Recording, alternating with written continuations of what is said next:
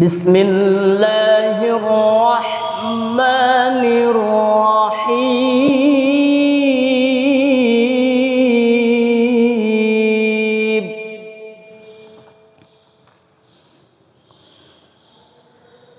وأذن في الناس بالحج يأتوك رجالا وعلى كل ضامر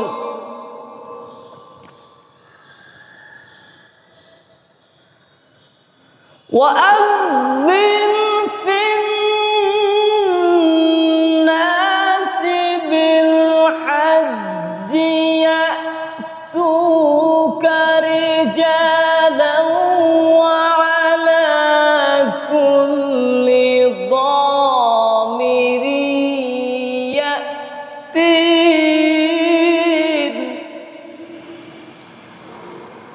رجالا وعلى كل ضامر يأتين من كل فج عميق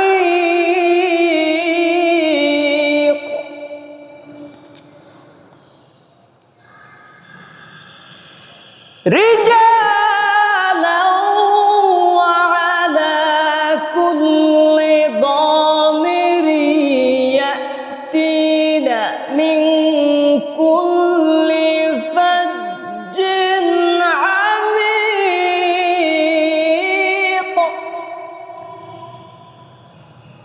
আমার ভাইরা,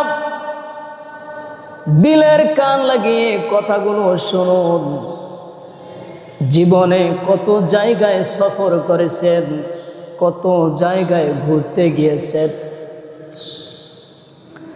কখনো মানুষ ব্যাংককে ঘুরতে যায়, থাইল্যান্ড ঘুরতে যায়, বাংলাদেশের বিভিন্ন জায়গায় ঘুরতে যায়। আমার বন্ধুগণ, পৃথিবীতে এমন একটি সম্মানিত সর্বশ্রেষ্ঠতম জায়গা রয়েছে, যেই জায়গায় গেলে হৃদয় শীতল হয়ে যায়।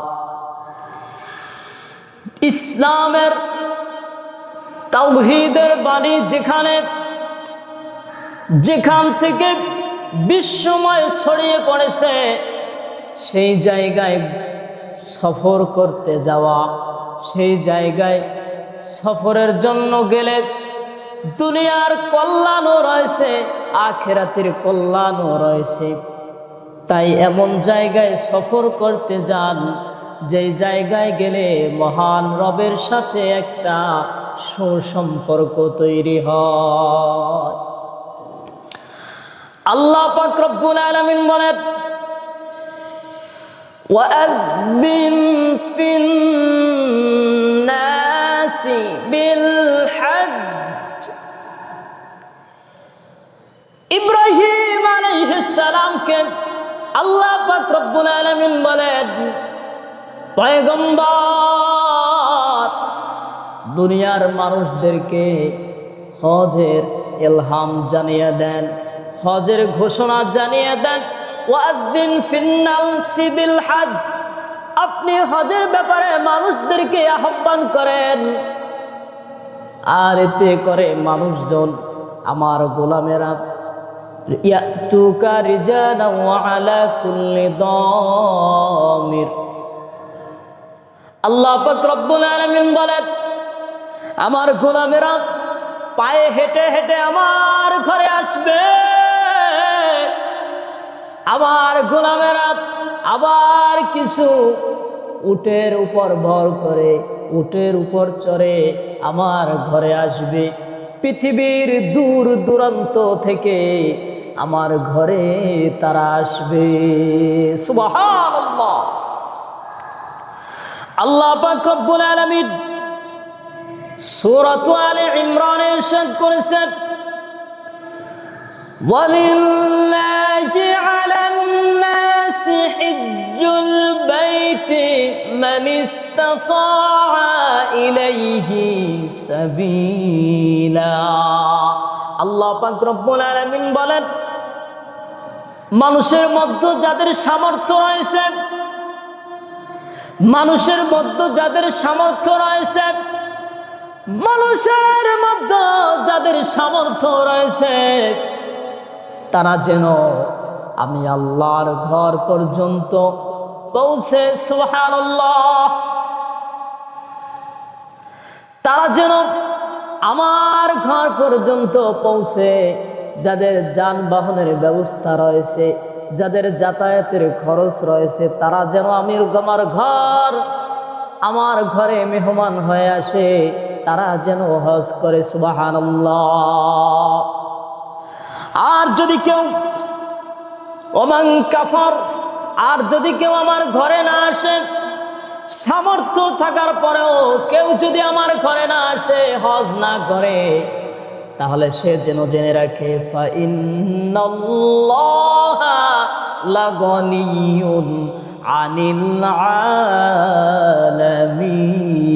আলামিন। তাহলে সে যেন জেনে রাখে আমি আল্লাহ সুবহানাহু ওয়া তাআলা কারো মুখাপেক্ষী নই। আমার ঘরে যদি কেউ তাওয়াফ করার জন্য আসে, হজ করতে আসে, তাহলে সে নিজেকে পুত পবিত্র করলো। আর যদি কেউ না আসে, তাতেও আমি কোনো পরোয়া করি না, তাতেও আমার কোনো সমস্যা নাই। তাই হজ করতে হলে সামর্থ্য থাকলে আপনার হজ ফরজ, আপনার জন্য হজ ফরজ। আপনার সামর্থ্য নাই, তাহলে আপনার জন্য হজ ফরজ নয়।